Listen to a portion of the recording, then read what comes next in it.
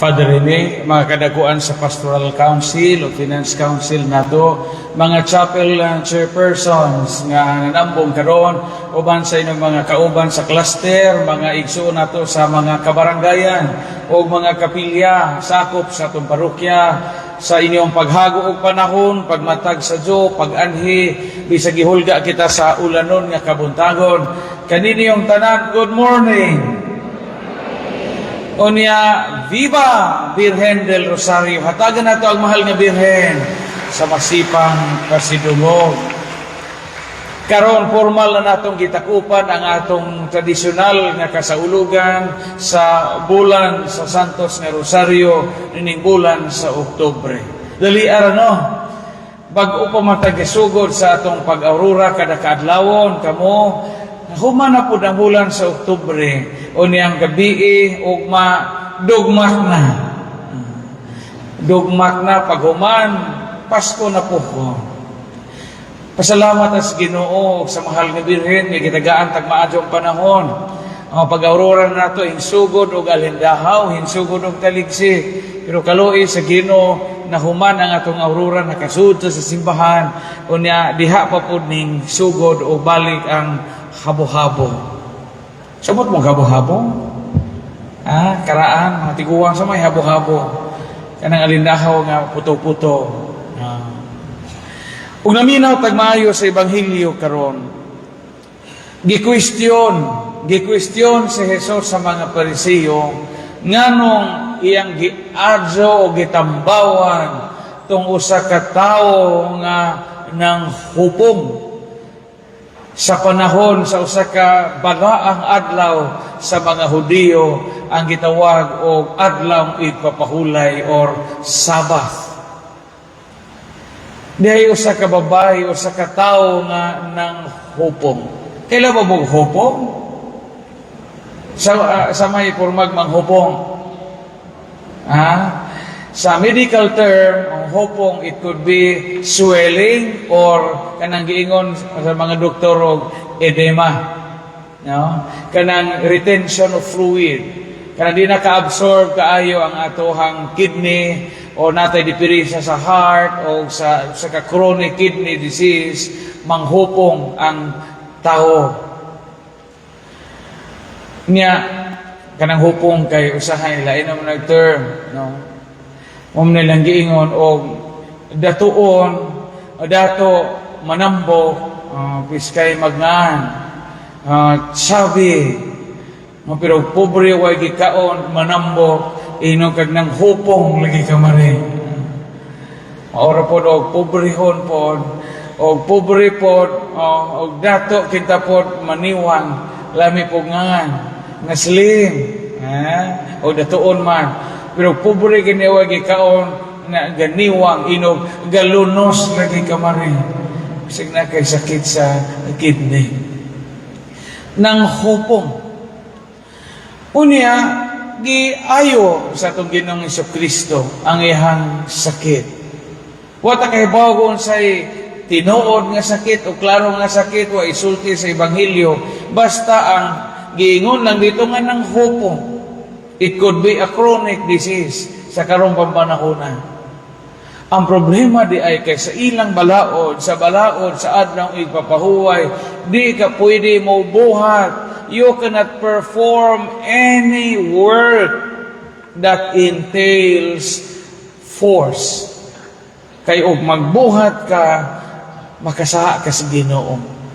Kay adlaw ipapahulay karon. Bita ingon na Ginoong Jesucristo, saon man ang iyong baka, iyong karnero mahagbong sa atabay, kaya lang ipapahulay, di ninyo aluwason hangtod nga kini malumos, ugma pa ninyo kuhaon, kay nahugog atabay ron, di pwedeng kuhaon, kay ugma pa ang pwedeng ikuha, kay human nag-adlang ipapahulay. Di ayo sa itong Ginoong Jesucristo. Nga naman, nga gihimo man to sa Ginoong Jesucristo bisan pag gitawag sa mga Hudiyo og lawbreaker. Sa laktod nga pagasulti giinitan ang atong Ginoong Jesucristo sa Ebanghelyo karon kay ngano he was considered as a lawbreaker. na importanteng balaod o niya imong gisupak, imong gibayulate, nakasa ka sa Ginoo. Matod sa mga Pariseo. Pero wa na panumbalinga sa itong Ginoong Jesucristo. Nga naman, tod kaya ato mismong Ginoong Jesucristo nakahibaw unsay tinuod nga dugukan o purpose sa balaod. Kita naghantag mga balaod pod nga gisunon. Balaod sa gobyerno, balaod sa relihiyon, balaod sa dadyog, balaod sa poro, mga regulasyon sa ato nga mga organisasyon. Pero para asa man jud ini balaod? Ug unsa may antimailhan nga usa ka balaod tinuod og angayang sundon. Matod pa sa atong traditional Catholic theology o sa pagpanudlo sa atong simbahan o ingon man sa atong mga doktor sa simbahan, ilabi na si Santo Tomas de Aquino o Saint Thomas Aquinas, our traditional Catholic theology considers the following conditions in order for a law to become binding in conscience. Mauday kuno ni upat katimaan nga ang usa ka balaod ang ngayang sundon o ang ngayang atong tumanon. Diskay po ning hunahunahon nato, kay daghan ra bag mga balaod nga ginamagama ra og imbes makaayo sa tao, makapasamot sa tao og pag-antos. Primero kuno nga timailhan nga usa ka balaod ang ngayang sundon diha sa atong konsensya when a law is reasonable. Ingon si Santo Tomas de Aquino. When a law is reasonable. Sa may binisaya og reasonable, makatarunganon. Kung ang balaod gani makatarunganon o reasonable, ang ayan ng sundon. Kay kana makatabang sa kalambuan sa tao. Parihas ba sa itong parokya, usab mga parokya, naman tayo patuman sa itong diocese nga PSS. Kamusta mga itong PSS, mga cluster treasurer o chapel finance? Nang-remit na ba mo? Remit na mo kay nasa October.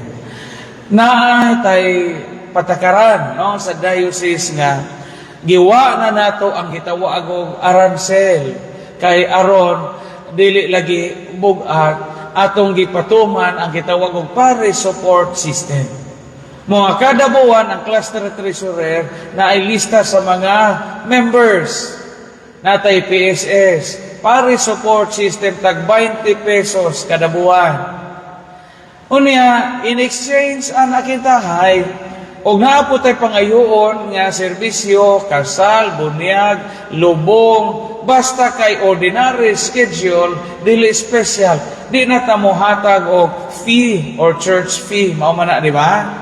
Kaya sa una kay aransel man to, o magpalubong ka sa una na ay gitawag og church fee or taripa, murag taripa. Karong giwa, karong muhatag tatag 20 kada buwan. Daghan mang di muhatag. Daghan mang di mo tunong. Mabitaw ng uban, magpalubong na, magpakasala, inighikay. Moabot og tag 3,000 ang bayronon.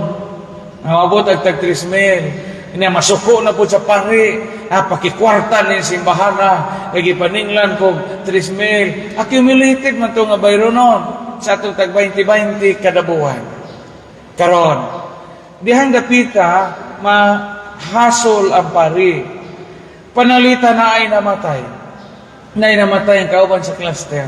Unya wa magsunod sa balao sa patakaran nato nga PSS. Sa may buhaton, paninglan man to, inighikay, inigkwintada sa mga clearances o sa mga papel. Karon moingon ko tong kauban sa cluster. Ayaw nagilubong pa rin ha, og di kabayan. Ilubong ganin mo pa rin, muundan na may cluster.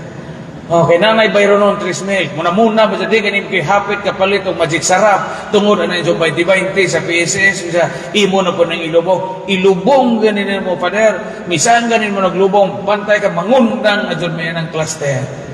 Okay, balaod lagi mo may sabot. Karon, Ang pari mahasol kay og di pod nimo ilubong, unsaon mo na nimo mabaho na. Og di nimo na ipalubong kay ngano man unsa may labing importante ang kaluwasan sa kag. Ang kaluwasan sa tao.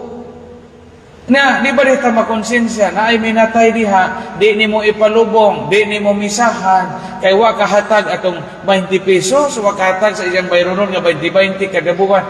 Unsa man na importante ang kaluwasan sa kag, kaluwasan sa tao, or ang ihang 20 pesos kada buwan na wa ni sa bayre. Pero mo na madilima ang pari, kaya naman po'y gabantay. Yan na po, mahimor na yung di mo tampo pa rin, di mo hatag og 20. Kaya gilubong maligin mo si Ajerio pa niya, nga lapaw itong supakiro sa parokya.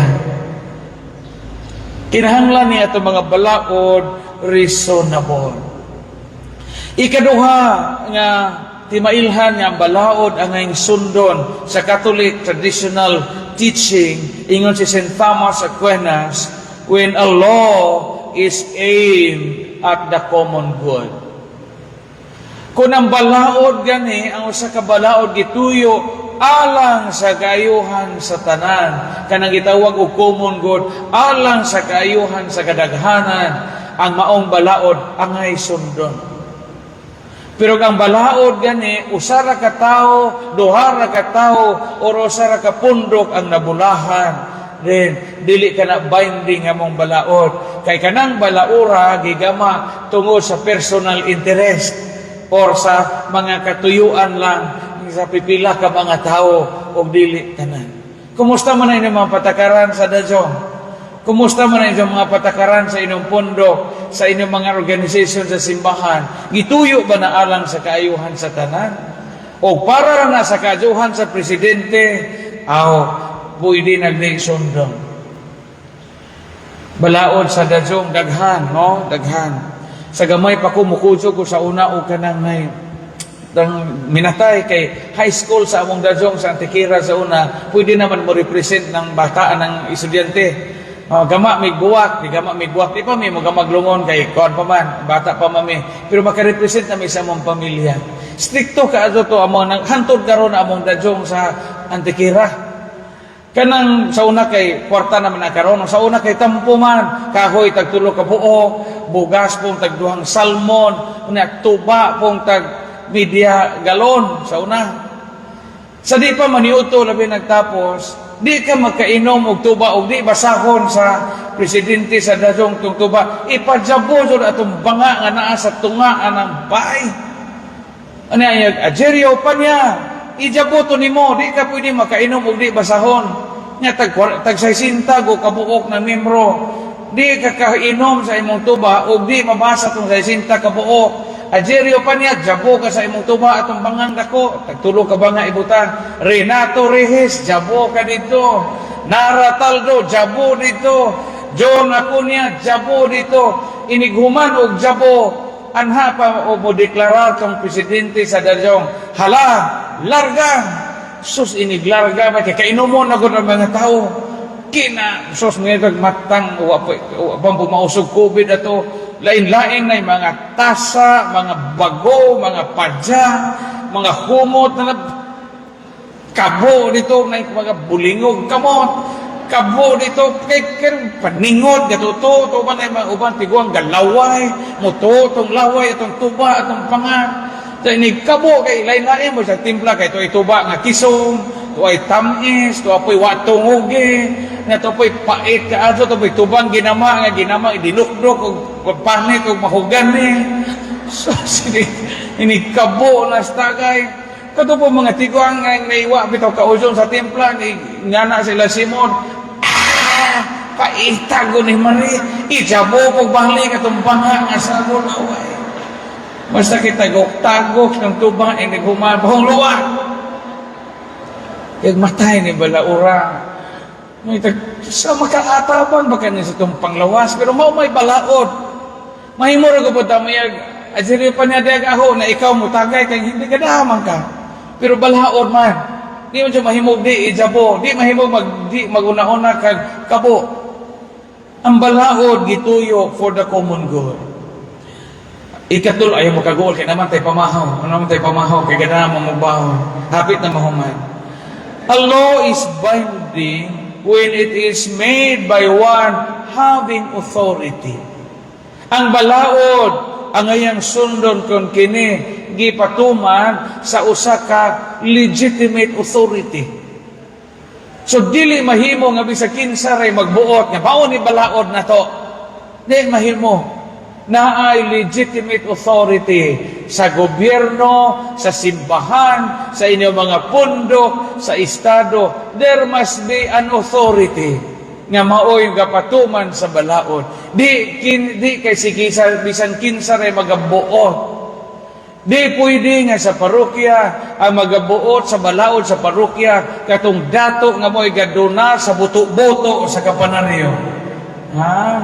Bisan pagpila sa kadako imong donation, di ka makabuot nga mo ni balaod sundon pader. Kinahanglan magmisa tag Sabado Santo pader, kay ag buto-buto sa kampana pader, masagahong bawion na. Di mahimo.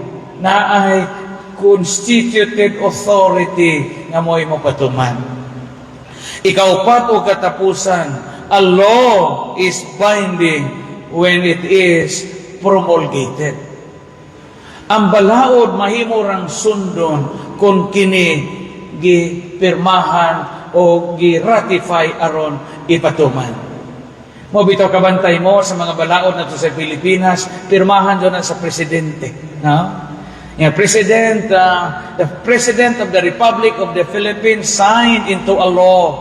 Di man na mahimong balaod o di pirmahan.